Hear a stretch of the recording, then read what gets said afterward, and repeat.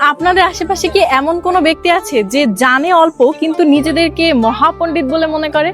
শুধুমাত্র আপনার আশেপাশে নয়, এরকম আমাদের সবার আশেপাশে রয়েছে যারা আসলে জানে সামান্য কিন্তু নিজেদেরকে মহাপণ্ডিত মহাজ্ঞানী বলে মনে করে।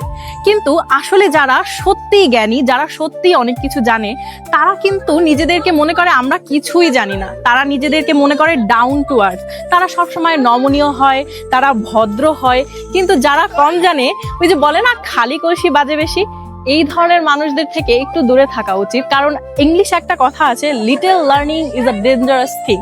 তো আমাদের সত্যি জানতে হবে কিন্তু ডাউন টু আর্থ থাকতে হবে, নমনীয় হতে হবে, ভদ্রতা হতে হবে। এর জন্য আরেকটা টিপস আমি দিতে পারি, ভ্রমণ করুন। ভ্রমণ করলে আপনি দেখবেন যে মানুষ কতটা নমনীয় হয়, কতটা ভদ্র হয়। সবাই ভালো থাকুন। হরে কৃষ্ণা।